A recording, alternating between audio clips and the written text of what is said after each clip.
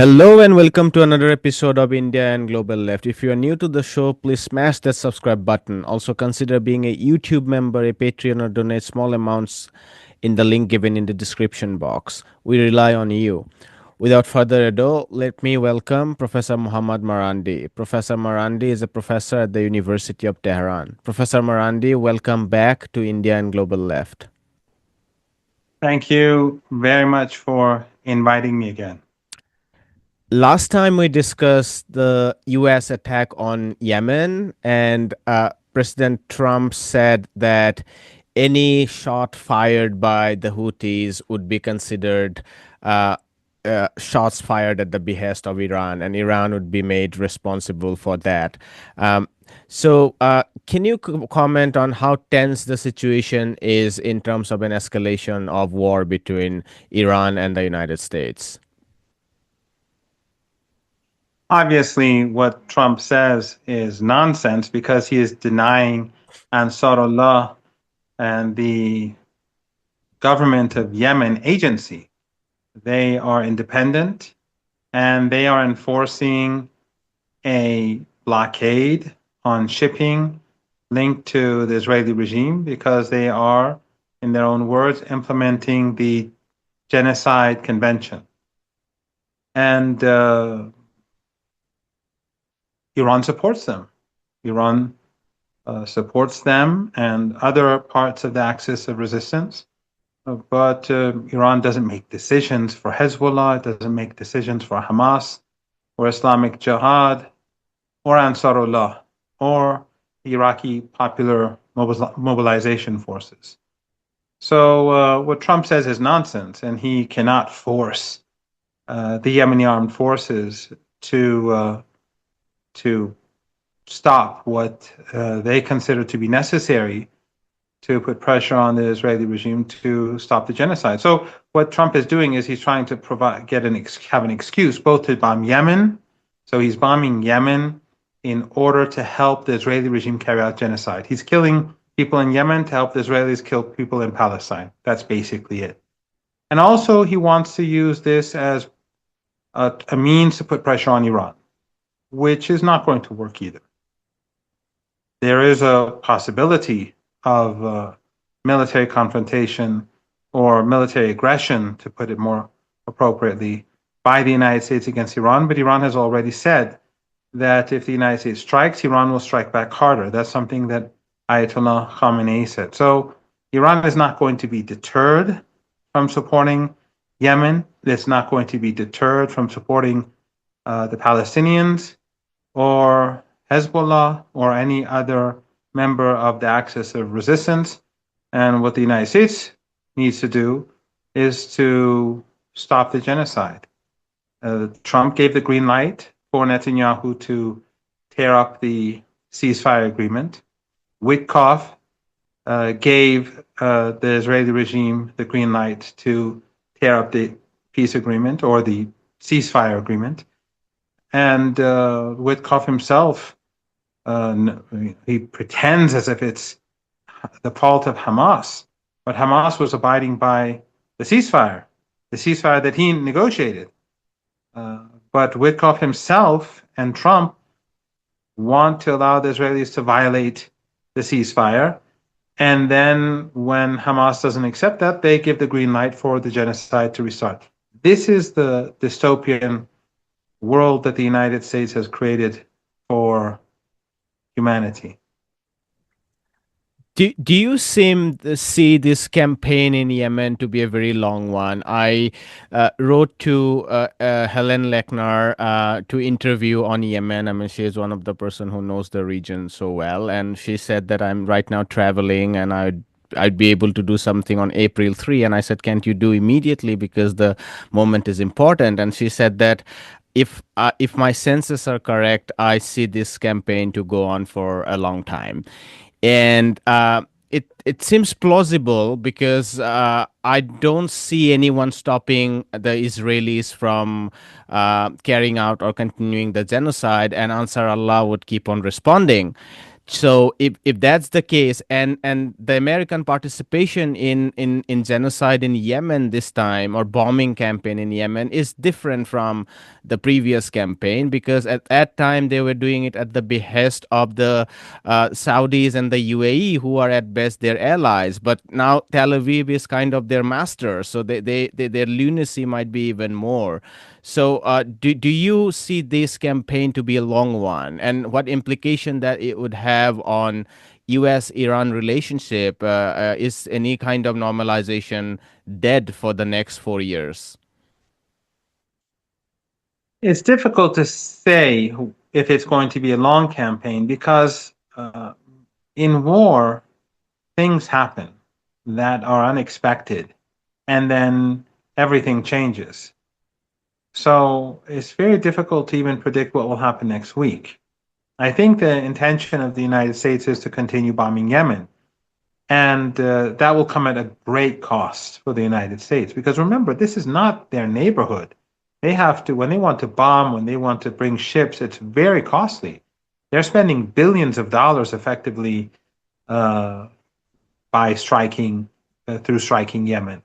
And the Yemeni military is very deeply entrenched underground because they've survived a decade of airstrikes and genocidal airstrikes. Just recently, a mutual friend of mine and yours um, said that, strictly speaking, what Yemen is doing is against international law because they're blocking international shipping, which I don't find this to be a valid argument because what the United States and the Israelis are doing is they're carrying out genocide. They're carrying out a Holocaust.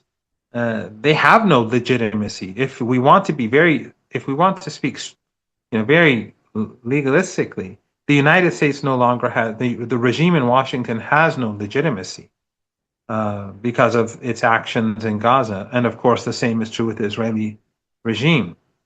So, my understanding is that the regime in Washington, Trump, will continue these airstrikes because he is in full support of the genocide. He is a partner in this genocide. But the problem is that this could have consequences.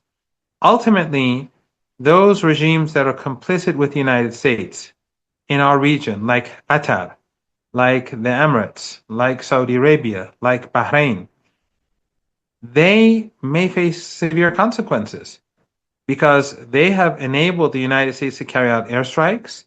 US bases in these countries, in these entities, are being used for different purposes to wage war. And so at some point, Yemen may decide to punish these regimes. They may punish the Saudis. And as we all know, all of them are extremely vulnerable. All of them, except for Bahrain, all of them have huge oil or gas reserves, and they produce enormous amounts of uh, oil or gas, and they are key to the global markets. So if Yemen decides to retaliate against one of these regimes, then that could change the equation completely. It may lead to further intensification. It may lead to the United States backing down. We don't know what's going to happen. But at least for now, I think that the United States will continue to bomb because the United States wants to make things as easy as possible for the Israeli regime to continue the slaughter. Just to place on the record, the Warzone website says that a squadron of US B-2 Spirit stealth bombers are already in its way to Diego Garcia in the Indian Ocean. For our viewers who don't know it, it's one of those 900 military bases for the United States across the world in the Indian Ocean. You mentioned about a mutual friend. I'm not sure who it was, but I I want to don't want you mention. to name that friend. No, I don't I want to but name. I want to mention someone, Scott Ritter, who has recently said that if the U.S. goes on a war with Iran, he said it would be a I'm blanking on what he said, but he said it would be a nation eliminating exercise or something. I don't remember the exact word. I wonder what your response to that, given you know him so well. Well, we haven't met in person, but we have. I've been on his show a couple of times, and uh, we follow each other. And I've watched his debates and discussions, and he's acquainted with what I have to say. First of all, is this basically confirms what I was saying, that the United States has no legitimacy. It's an illegitimate regime, a regime that is willing to wipe out a nation has no place in the civilized world. And strictly speaking, it has no right to have a seat at the UN Security Council, let alone the General Assembly. That's because if we want to speak about law, then the fundamental law uh, is the greatest, the gravest violation of law is genocide and the Holocaust, which the Israeli regime is carrying out.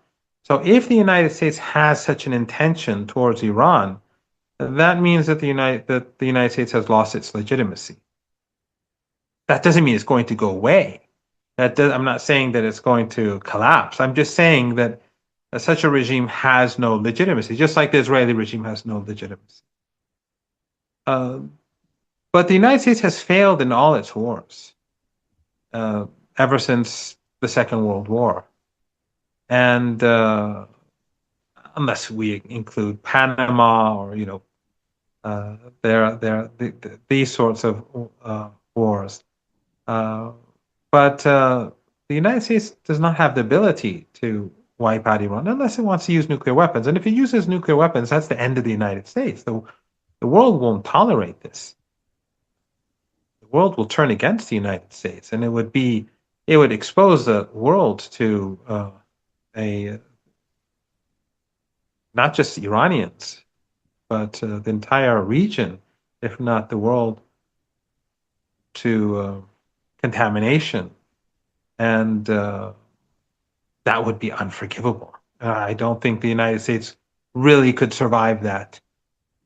But if the United States wants to carry out a conventional war against Iran, let me be very blunt.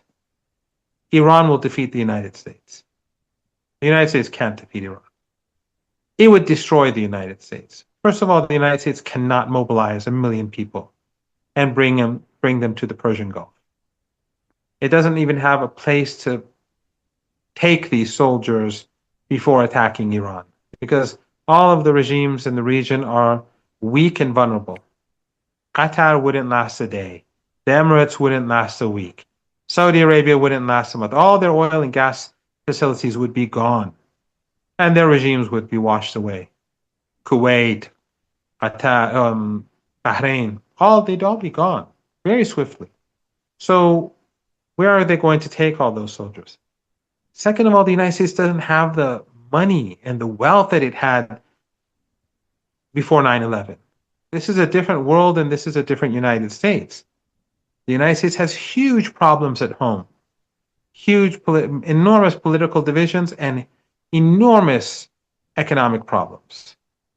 And Trump gathered a significant number of votes, including Scott Ritter's, by claiming that he's a peacemaker. So a war with Iran would destroy the U.S. economy. It would drive oil and gas prices through the roof. And I'm talking about $400, $500 a barrel, because there will be no oil anymore from the Persian Gulf or the West Asia at large. And there will be no gas. And there will be no tankers. This will not be a 1 week, 2 week, 3 week thing. It will be permanent.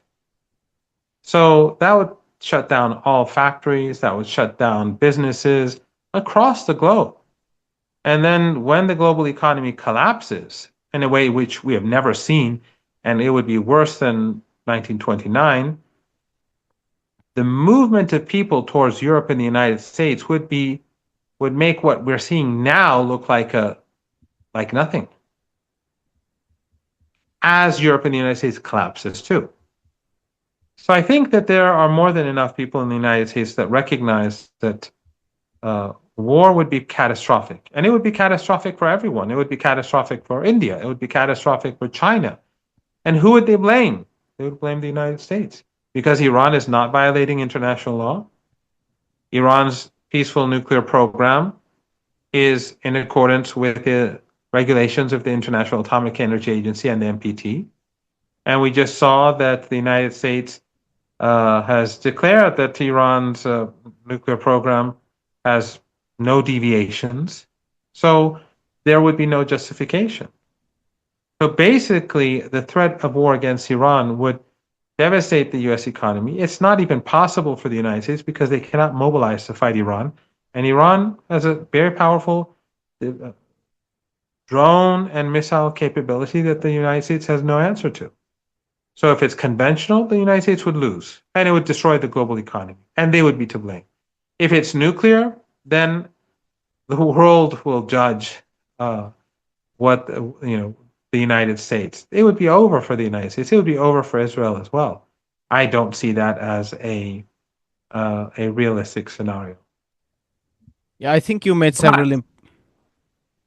just one point. I'm not saying that there will not be war, though. There is I'm sure in the Pentagon they're saying no. But I'm also sure that Zionists and especially the religious fanatics, they're pushing for war, especially Netanyahu, especially because of the internal crisis in Palestine, in Israel, within the Israeli regime. Society is badly divided, and the issue of Shin Bet and the Supreme Court, this is becoming critical now. And of course, they need a war, therefore, Netanyahu, to distract attention away from the crisis at home. That's why they expanded the war in Lebanon. That's why they restarted the genocide in Gaza. It's all about Netanyahu and his allies. So while he has benefited from all this genocide, this is destroying the Israeli regime because the world sees this as an illegitimate and genocidal regime. I think the point about a conventional war is extremely important, given they don't have the ability to mobilize people, either in the United States or in their ally regions. It's impossible to get personnel to go there and die. And there is no. If one looks at the U.S. economy now, it's limping already. Like the deficits are 6 to 7%. They are trying to contain it to 3%, which is like a crazy dream.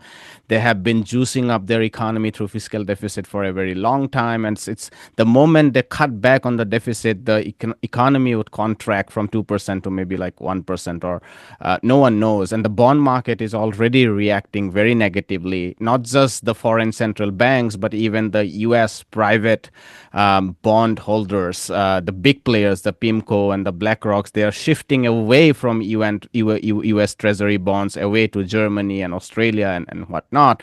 So the war expenses is impossible to think of. And I think that this brings us to the nuclear question, given the U.S. And Scott Ritter alluded to that, given the U.S., unlike India and China. I don't support Indian nuclear weapon program, but just to place on record that we have a no first use principle. So does China have it, but the U.S. doesn't have it. And Israel, which has nuclear weapons, it doesn't have any transparency at all. Given that situation, I just wonder what your thoughts are, or what do you think would be the future of the Iranian nuclear principles and programs? Because the recent intelligence community report on Senate says that Iran is not developing nuclear weapons. The 2003 abandonment of its nuclear programs are still on, and it refers to the Supreme Leader Khomeini's fatwa. But if this continues, what is the future of Iranian nuclear program? There are a couple of things here. One is that the United States admits that since 2003, as you rightly point out, that Iran is not pursuing nuclear weapons. I would add that before 2003, Iran was never pursuing nuclear weapons. That's just a fact. But in any case, at least there is an agreement that for the last 22 years, Iran has not been pursuing nuclear weapons. So the threats being made against Iran are violations of international law. Not just any attack. An attack would be a clear act of aggression, but threats against Iran are violations of international law. Iran's nuclear program is the country's right. Before the revolution, the nuclear program had been initiated with Western support. But since Iran is now a sovereign and independent country and it's no longer a client regime like the other regimes in the region, the West has determined that Iran should not have a peaceful nuclear program. Iran simply will not accept that. Nuclear energy for Iran is important. Iran right now produces electricity. Iran produces medicine. It uses nuclear energy in different fields. And it wants to be able to make sure that it can produce its own enriched uranium in case supplies are cut off at some point. We're a country where the United States imposes maximum pressure sanctions. So Iran wants to be as doesn't want to be vulnerable. It wants to be as well protected as possible. But then, of course, there is the other issue, and that is Iran is a threshold state, and that is, I think, linked to the fact that the Israeli regime has nuclear weapons, and the United States has threatened Iran with nuclear weapons before. Hillary Clinton once threatened Iran with nuclear weapons. And the Israeli regime, just during the genocide, one of their government ministers threatened Gaza with a nuclear weapon. So when you have such sinister actors, meaning the regime in Washington and the regime in Tel Aviv, the Iranians obviously will want to keep an eye on their national. They want to be very careful about their national security. And so, an advisor to the leader, Dr. Kharazi, said, I think 3 times, maybe over the last year or so, or year and a half or so, that if there is an imminent or threat to Iran's existence, or an existential threat to Iran, something like that. I'm paraphrasing. Then Iran will reconsider its nuclear posture. And Iran's nuclear program is very developed. It's one of the top 10 most developed nuclear programs in the world. Iran's missile defense capabilities, Iran's missile capabilities in general are among the best in the world.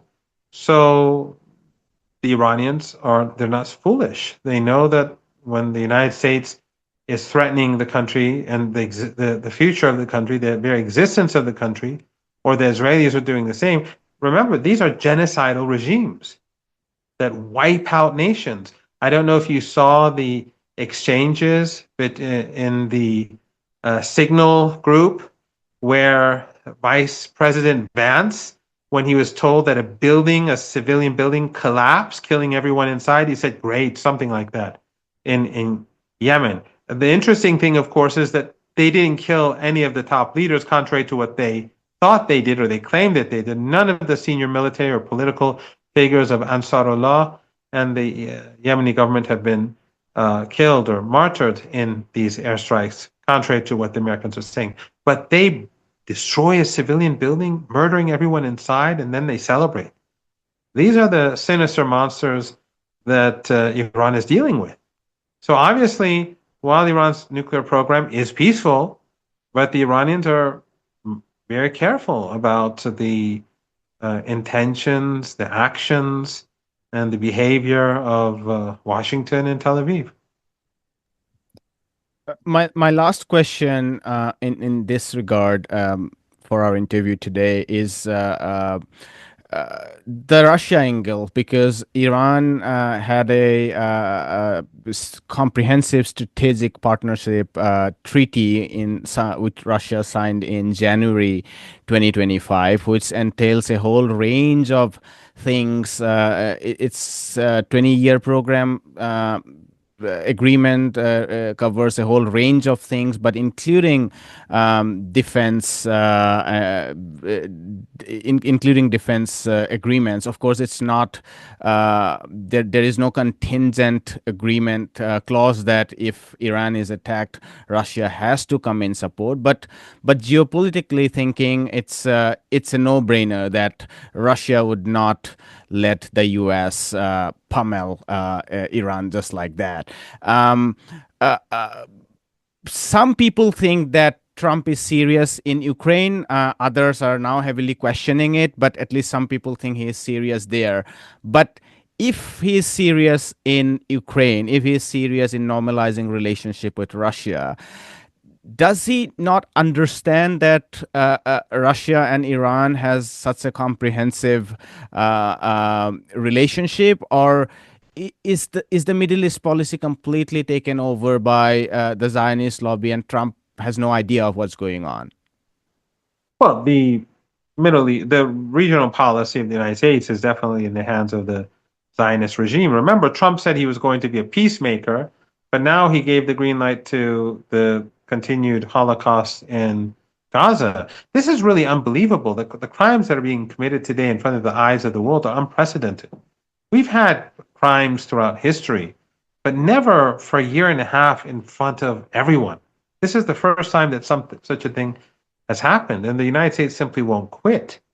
So Trump is just as genocidal as Biden, if not worse, because he openly endorses the slaughter of women and children. And today, in particular, they massacred kids who were praying, and then they massacred people who were seeking food. It's just stunning how disgraceful the United States and the Israeli regimes are. I Uh, just wanted to add that as we speak, the UN humanitarian agency OCHA has confirmed 142,000 displacement in Gaza since March 18 as they resumed the genocide. Just wanted to and place it. remember, they've blocked food and medicine and water from entering Gaza for over 3 weeks now.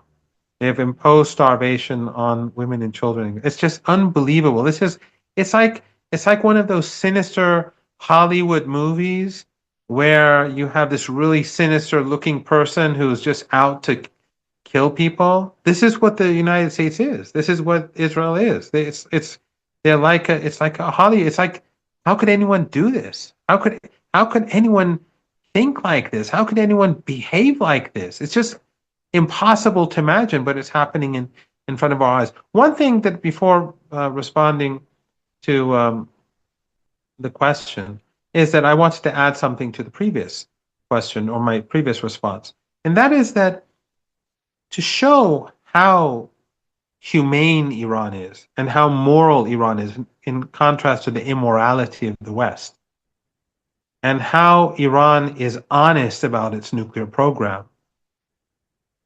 I refer you back to the 1980s when the West was giving Saddam Hussein, who was an ally of theirs back then before they turned against him, when they gave him chemical weapons to use against Iranians and against his own people, they also gave him military intelligence and political cover to get away with it. At that time, senior Iranian leaders went to the leader, Ayatollah Khomeini, and asked for permission to produce chemical weapons. And he said no. He said, we don't accept such weapons. Ayatollah Khamenei's position on chemical weapons and nuclear weapons is the same. So while the West is busy carrying out genocide, Iran's position, Iran's religious position, continues to be what it was during the war. during the war when chemical weapons were being used against us. I survived two chemical attacks. I survived both a mustard attack in 1988 and a nerve agent uh, attack in the I think it would be 1984. The Iranian calendar is different. By the way, it's the Iranian New Year now, so congratulations to your viewers who celebrate Congratulations to Nowruz. But you as well. thank you. So that is the second point. But to respond to your question, obviously the Zionist lobby has control over Washington. It's not just about policy in West Asia and North Africa. Right now, they're arresting people. Like you see these uh, Gestapo agents coming up to young women and taking them away on the streets of the United States. You see people expelled from the country simply because they support Palestine. It's just stunning. People, journalists are being arrested in Europe. It's amazing what's going on. And these people are not even criticizing like the United States for a lack of freedom at home or because of corruption at home. They're protesting about a Holocaust that's taking place on another continent, and they're being crushed. So, but this I think also shows that the Zionist regime is growing weak because the more brutal and the more barbaric they are in the region, and I think restarting the genocide was a catastrophic mistake for the regime because for a while people were they were the world would have breathed a sigh of relief that the genocide stopped, even though they were killing Palestinians every day during the ceasefire, more than like roughly three a day, and Lebanese as well. But the world was happy that the slaughter stopped. But then when they restarted it, it just outraged everyone even more because this was supposed to stop. And then suddenly, for no reason, for no justification, they started this again. This is not going to end well for the regime. None of this is going to end well for the West and the United States in particular, and of course, Trump, because the world is turning against us. Even in Europe and the United States, people are increasingly seeing the reality, and you see boycotts of U.S. goods, and brand America is dead. So no one believes that the United States is a land of freedom or a land of where democracy reigns. The media, we don't know any about these arrests through the media. We know them through social media, and even social media is being, uh, closely monitored, and accounts are removed, and shadow banning is intensified. But despite all that, because of the sheer brutality of the United States and the Israeli regime, the word is getting out. So this is not going to end well for the United States. U.S. policy in the region has always been founded upon the needs of the Israeli regime. The dirty war in Syria was before the Israeli regime. They they supported ISIS and Al Qaeda and brought them to power in Syria because of the Israeli regime. The destruction of Libya was because of the Israeli regime.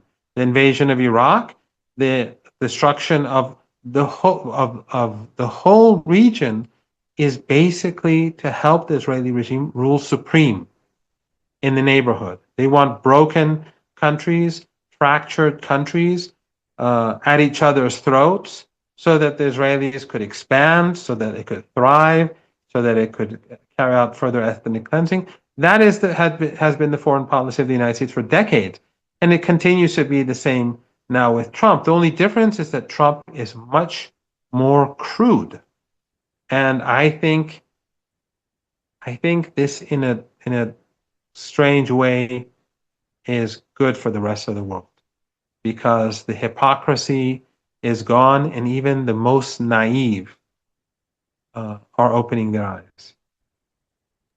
We'll leave it there, Professor Marandi. Thank you so much for joining. Thank you very much for having me. All right. Hi, my name is Ayushman. I, along with Jyotisman, have started this platform. In the last 2 years, we have tried to build content for the left and progressive forces. We have interviewed economists, historians, political commentators, and activists so far. If you have liked our content so far and want us to build an archive for the left, I have two requests for you.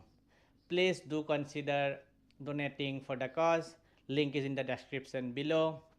Also, if you are not able to do so, don't feel sad. You can always like our videos and share our videos to your comrades. Finally, don't forget to hit the subscribe button.